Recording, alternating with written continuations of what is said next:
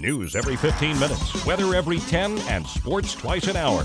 Newstalk, KGVO, AM 1290 and now 101.5 FM. You're listening to Montana Morning with Peter Christian. An unequivocal show of support from the Board of Regents. Good morning, everyone. It's Montana Morning. It is Thursday, December 3rd, 2015. Right now we have 12 degrees under a partly cloudy sky throughout western Montana. Roads still pretty much bare and dry with some exceptions. Intermittent snow and ice on 93 south between Missoula and Stevensville, and on Highway 12 between Lolo Pass and Lolo. Also bare and wet on I-90 west and Highway 200 east out of Missoula. Our newscast this morning sponsored by Damaris Buick GMC, Missoula's People's Choice new car dealer, serving western Montana for the last 50 years.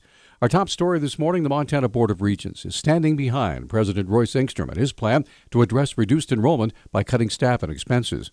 Deputy Commissioner of Higher Education Kevin McRae said yesterday the Regents have supplied the resources necessary to fund the school, but tuition is lagging due to reduced enrollment. UM's state funding this fiscal year, state appropriation, is $63.2 million compared to $52.6 million 5 years ago. So essentially, we have increased the University of Montana's state funding by 20% over the past 5 years, even though the enrollment has declined by more than 15%.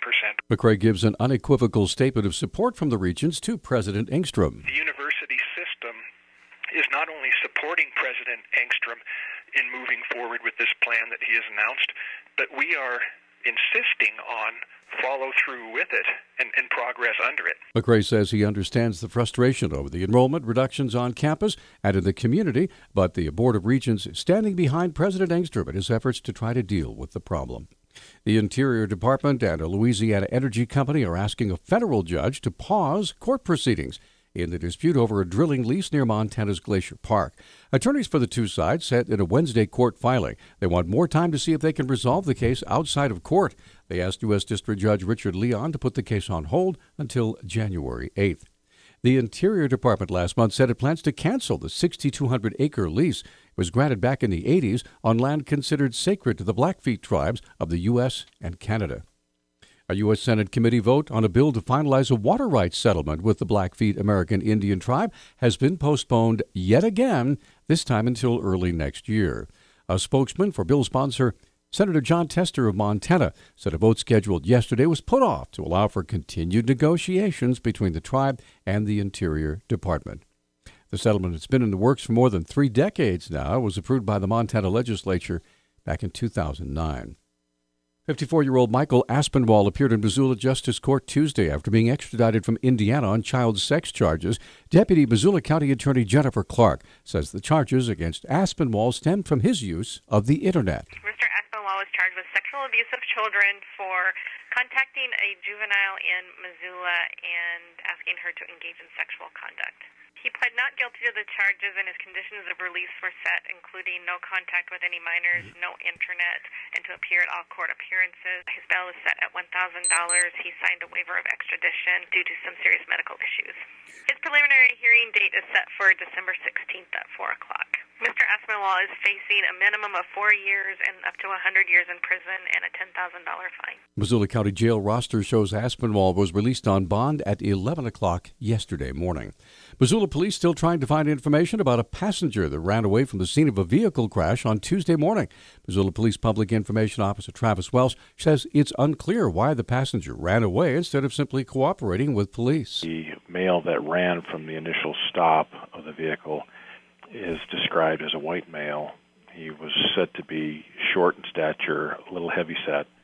He had brown hair, and he was said to be wearing a light brown jacket that may have been similar to a Carhartt-type jacket. He is still at large, and we do not have a good identity on him at this point. When the suspect got out of the car, a loaded firearm fell out of the vehicle, which police are still investigating. 2 other passengers spoke with police but haven't told police the identity of the third man. Those 2 have been identified. They've been interviewed. One is an 18-year-old male. One is a 19-year-old male. They both cooperated with the officers. They agreed to come down to the station. They were participating in interviews. One of those males, 18-year-old Michael Martin, was arrested for possession of a concealed weapon after officers learned he had a set of brass knuckles in his pocket. The driver of the vehicle was in court yesterday after a long pursuit that ended with a foot chase after the driver crashed on Harv Avenue. He was charged with several felonies. The Missoula County Sheriff's Office has released photos of the two suspects from a series of vehicle break-ins last summer. Sheriff's Department Public Information Officer Brenda Bassett has more. We're still continuing to seek information regarding two suspects. They broke into at least two vehicles in the Patty Canyon area on August 17th. They took some credit cards and then later purchased items at Home Depot on Reserve Street. Photographs of the suspects on our website at newstalkkgvo.com. If you have any information, please contact Crime Stoppers 721-4444. The National Transportation Safety Board says the pilot in a helicopter crash that killed two men at a California airport missed the portable helipad he was trying to land on. The San Diego Union-Tribune reports the entire sequence of events leading up to the November 18th crash at the Carlsbad Airport, including at least 4 landing attempts on the helipad, were caught on airport security cameras and several witnesses' cell phone cameras. The crash killed the pilot, 65-year-old Bruce Erickson of Rancho Santa Fe, California, and 60-year-old Wayne Frank Lewis of Cardiff by the Sea. Erickson was the chairman of American Bank of Montana. The Stage 1 air alert has been continued by the City-County Health Department, meaning the air is currently unhealthy for sensitive groups. Air quality specialist Ben Schmidt said the health department is paying special attention to wood-burning devices. There are two different ways that we do enforcement for the wood stove rules. The first way, of course, is we do get complaints. We go out and respond to them. That's part of our job.